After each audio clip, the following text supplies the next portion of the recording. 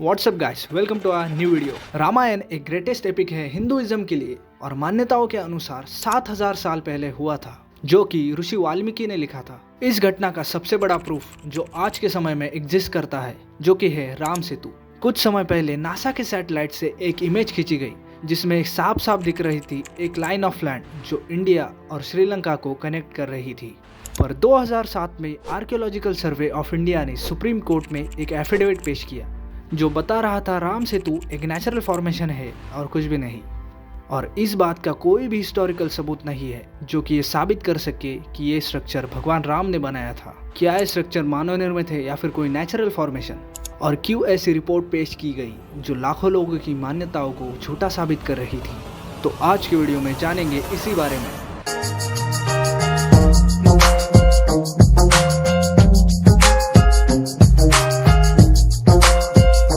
According to Ramayan, जब भगवान राम अपने भाई लक्ष्मण और सीता जी के साथ वनवास पर थे, तब रावण ने सीता जी का अपहरण कर लिया और उन्हें अपने पुष्पक विमान में समुद्र पार लंका ले गया, जो आज की श्रीलंका मानी जाती है। जब भगवान राम अपनी वानर सेना के साथ लंका की तरफ बढ़े तो बीच में समुद्र ने उनका रास्ता रोक दिया। तब उन्हीं की सेना में से दो भाई नल और नीर ने पूरी वानर सेना के साथ एक पुल का निर्माण किया, जिसे बनाने में उन्हें लगभग 5 दिन का समय लगा।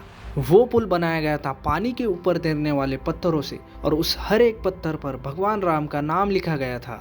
हालांकि आज भी उस इलाके में पानी के ऊपर तैरने वाले पत्थर मिलते हैं, पर ये पत्थर अपने अंदर के वॉइड्स में फंसे हवा की वजह से पानी के ऊपर तैरते हैं। इस ब्रिज के ऊपर दूसरा क्लेम किया गया था अर्ली इस्लामिक सोर्सेस से, जिनका मानना था गार्डन ऑफ ईडन से जब एडम को निष्कासित कर दिया गया तब वो पृथ्वी पर श्रीलंका में स्थित एक माउंटेन पे पहुंच गए, जिसे एडम्स पीक भी कहा जाता है। और तब श्रीलंका से इंडिया आने के लिए उन्होंने इस ब्रिज का यूज किया। इस वजह से इस ब्रिज को एडम्स ब्रिज भी कहा जाता है। 19th सेंचुरी में इस ब्रिज की वजह से बड़े शिप्स को इंडिया के ईस्ट और वेस्ट कोस्ट में नेविगेशन करने में बहुत सी दिक्कतें आ रही थी। इस वजह से ब्रिटिश सरकार ने इस चैनल की डेप्थ बढ़ाने का प्लान बनाया, पर यह प्लान कभी पॉसिबल नहीं हुआ। बाद में जब इंडिया की सरकार आई तब इस प्लान को रिस्टार्ट करने की बात की गई और इसका नाम रखा गया सेतु समुद्रम शिपिंग कैनल प्रोजेक्ट। पर इस प्रोजेक्ट को समय समय पर अपोज किया जा रहा था रिलीजियस ग्रुप से, जिनका मानना था राम सेतु को खतरा है इस प्रोजेक्ट से। इस ब्रिज की लेंथ है लगभग 48 किलोमीटर्स, जो कि एक चेन के आकार का है। इसकी डेप्थ वैरी होती है अलोंग द लेंथ और कुछ जगह पर सिर्फ 1 से 5 मीटर है। जिस जगह पर इसकी डेप्थ बहुत ज़्यादा है उस जगह को शिप्स के पासिंग के लिए यूज किया जाता है। इस टॉपिक को लेकर बहुत सी कंट्रोवर्सीज और डिबेट्स हो रही थी, पर इस फ्यूल को फायर मिला नासा के सैटेलाइट से खींची गई एक इमेज से, और इस इमेज की बेसिस पे लोग क्लेम करने लगे कि राम सेतु एग्जिस्ट करता था और मैनमेड है। इसके ऊपर एक डॉक्यूमेंट्री भी बनी जो कि एक इम्पोर्टेंट इंसिडेंट था उनके लिए जो राम सेतु में बिलीव करते हैं। Science channel own by Discovery ने एक डॉक्यूमेंट्री लॉन्च की जो राम सेतु के मैनमेड होने को सपोर्ट कर रही थी। इसके प्रोमो में फीचर किया गया डॉक्टर एलन लेस्टर को, जो कि एक रिनोन जियोलॉजिस्ट है। इन्होंने कहा, there are Hindu legends that Lord Rama placed a bridge here connecting India to Sri Lanka. इस चीज को इंडियन मीडिया ने एक ताज़ा सबूत जो कि अनाउंस किया गया है अमेरिकन साइंटिस्ट के द्वारा ऐसी खबर फैला दी। पर ये सिर्फ एक प्रोमो था उनके upcoming series what on earth का, जिसमें वो सिर्फ एक सैटेलाइट इमेज के ऊपर डिस्कस करने वाले थे।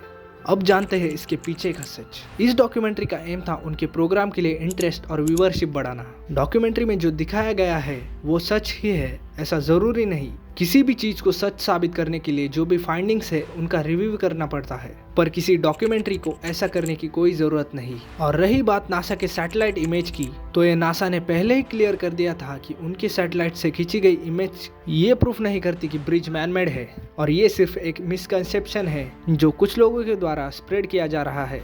तो फिर क्या हो सकती है इस ब्रिज के फॉर्मेशन की वजह, आइए जानते हैं। एक थ्योरी कहती है इंडिया और श्रीलंका के बीच एक लेजिटिमेट लैंड कनेक्शन था आइस एज के समय में। दूसरी थ्योरी कहती है श्रीलंका एक पार्ट था इंडिया के मेन लैंड का, जो लगभग 1.5 लाख साल पहले टूटकर सेपरेट हो गया। आइए अब जानते हैं सबसे स्ट्रॉन्ग थ्योरी जो रियलिटी में हो सकती है। राम भगत पलनीचमी, जो कि एक GIS और रिमोट सेंसिंग एनालिस्ट है वर्ल्ड रिसोर्स इंस्टीट्यूट में, इन्होंने ट्वीट किया एक satellite animation which explaining the formation of the bridge between India and Sri Lanka. जिस जगह पर ब्रिज है उसके अराउंड सी की डेप्थ बहुत कम है और इस सेक्शन का सी सरफेस डोमिनेटेड है दो टाइप के प्रवाह से, एक जो आता है गल्फ ऑफ मन्नार से और दूसरा पाक स्ट्रेट से, और दोनों ही प्रवाह एक दूसरे के अपोजिट बहते हैं। ये प्रवाह अपने साथ बहुत सारे सेडिमेंट्स पार्टिकल्स लाते हैं और जब ये प्रवाह आपस में टकराते हैं तब सारे सेडिमेंट्स पार्टिकल्स उसी जगह पर सेटल हो जाते हैं और एक आइलैंड क्रिएट करते हैं। जैसे कि आप इस वीडियो में देख सकते हैं कैसे इस प्रवाह की वजह से आइलैंड क्रिएट हो रहे हैं।